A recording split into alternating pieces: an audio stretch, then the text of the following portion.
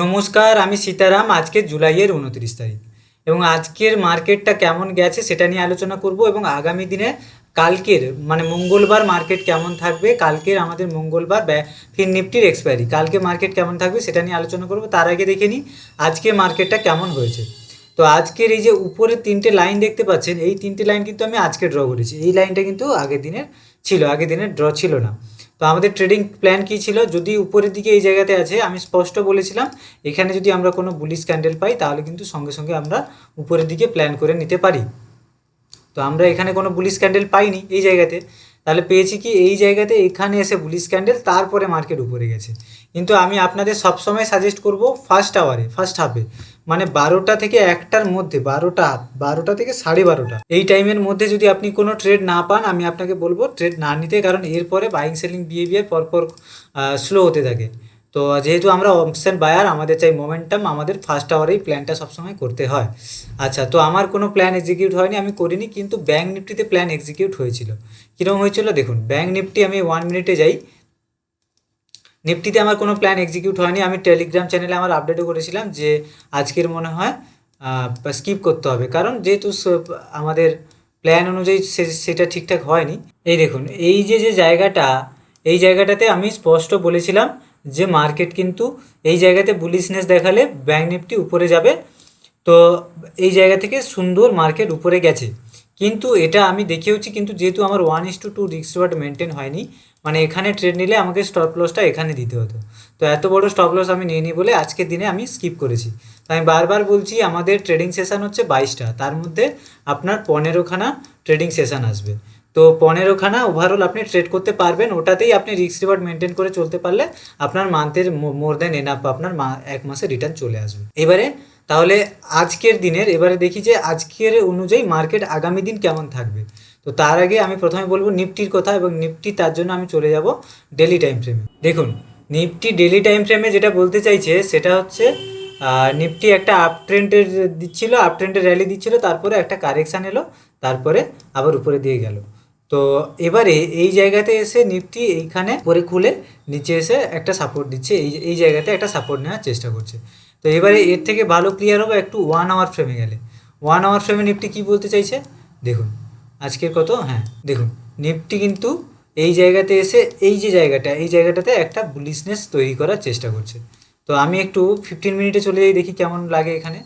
হ্যাঁ, 15 মিনিটেও একটা বুলিশনেস তৈরি করার চেষ্টা করছে।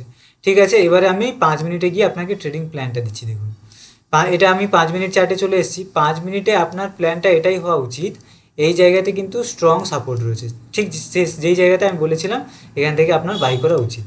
তো মার্কেট যদি এখানে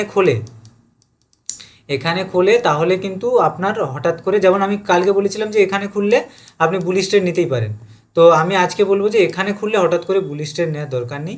মার্কেট কোথাও এইখানে যাবে ট্রেন্ডের সাথে, এইখানে বুলিশ ট্রেড নিন, উপরে প্ল্যান করুন, উপরে প্ল্যান করুন 1:2। ঠিক আছে, এবারে যদি এইখানে কোথাও খোলে এই লেভেলটা ব্রেকডাউন করে এই জায়গা পর্যন্ত ভালোভাবে আপনি এক্সপেক্ট করতে পারেন। তো এই ছিল হচ্ছে নিফটি ট্রেডিং প্ল্যান। হ্যাঁ, আমি বারবার বলছি যে আপনাকে কিন্তু উইথ ট্রেন্ড চলতে হবে, উইথ ট্রেন্ড আপনাকে চলতেই হবে। ট্রেন্ডের সাথে না চললে কিন্তু আপনি বিপদে পড়বেন। তো উইথ ট্রেন্ড কিন্তু কি, বড় টাইম ফ্রেমে ট্রেন্ড কিন্তু পজিটিভ এবং ছোটো টাইম ফ্রেমে ট্রেন্ড নেগেটিভ। এবারে আগামীকাল যদি এই ট্রেন্ডটাকেই কন্টিনিউ করে তাহলে কিন্তু আমরা নিচে দিকে চলে আসবো। এবার কি, যদি এই ট্রেন্ডটাকে কন্টিনিউ না করে তাহলে যদি দেখি এখানে কোথাও ওপেন হচ্ছে, এখানে কোথাও ওপেন হচ্ছে, মার্কেট আস্তে আস্তে গিয়ে এখানে খুলছে বা গিয়ে এখানে বন্ধ হচ্ছে, বুলিশনেস দেখাচ্ছে, উপর পর্যন্ত প্ল্যান করুন, উপর পর্যন্ত প্ল্যান করুন। এটা ছিল নিফটি ট্রেডিং প্ল্যান। এবারে কি বলবো আমি bank Nifty trading plan. Bank Nifty trading প্ল্যানটা কি দেখুন, ব্যাঙ্ক নিফটি ডেলি টাইম ফ্রেমে আমি প্রথমে একবার দেখে নিই ডেলি টাইম ফ্রেমে ব্যাঙ্ক নিফটি বলতে কী চাইছে। দেখুন, ব্যাঙ্ক নিফটি ডেলি টাইম ফ্রেমে বলতে চাইছিল ওর যে রেজিস্ট্যান্সটা আছে না, যে মেজর, আমি বারবার বলে এসেছিলাম যে মেজর একটা সাপোর্ট জোন ছিল সেটাকে ব্রেকডাউন করেছে। তো ব্যাঙ্ক নিফটি কিন্তু একটা ট্রেন্ড কন্টিনিউ করতে চাইছে। তো আগামী দিন হতে পারে ব্যাঙ্ক নিফটি আবার একটা বিয়ারিশ দিন দেখাতে পারে, নাও দেখাতে পারে, সেটা মার্কেটের উপরে। আচ্ছা, তবু একটা এর প্রবাবিলিটি রয়েছে। যাই হোক, তো ব্যাঙ্ক নিফটিতে আমাদের প্ল্যানিংটা কী থাকবে, ব্যাঙ্ক নিফটিতে আমাদের প্ল্যানিংটা এটাই থাকবে। ব্যাঙ্ক নিফটি আমি 5 মিনিট চার্টে চলে এসেছি। ব্যাঙ্ক নিফটি এই জায়গাতে একটা স্ট্রং কিন্তু সাপোর্ট আছে। দেখুন, এই জায়গা থেকেই মার্কেট কিন্তু উঠে গিয়েছিল সেই জুন পর্যন্ত। এবারে ব্যাঙ্ক নিফটি কী করবেন, এই জায়গা থেকে আপনাকে আর ট্রেড নিলে হবে না।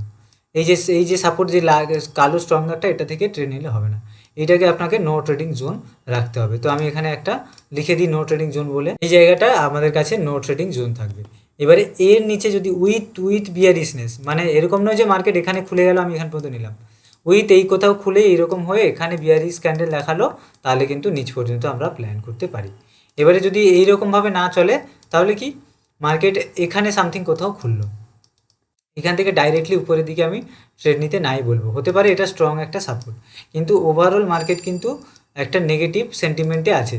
তো নেগেটিভ ট্রেডটা আমাদের কাছে সবচেয়ে বেশি ভালো হবে যখন এই জোনের নিচে এসে ক্লোজ হবে, এবং কি এরপরে উইথ ট্রেন্ড এর নিচে এলে এখানে বিয়ারিশনেস দেখালে এর নিচ পর্যন্ত 1:2 আপনি প্ল্যান করুন সেইভাবে, ঠিক আছে। এটা হচ্ছে ব্যাঙ্ক নিফটি ট্রেডিং প্ল্যান। বারবার বলছি, ব্যাঙ্ক নিফটি কিন্তু আপনাকে মার্কেটের ট্রেন্ডের সাথে চলতে হবে, প্লাস কোথায় সাপোর্ট অর্থাৎ কোথায় বায়ার, কোথায় সেলার, ডিমান্ড জোন কোথায়, সাপ্লাই জোন কোথায়, সেটা আপনাকে বুঝতে হবে।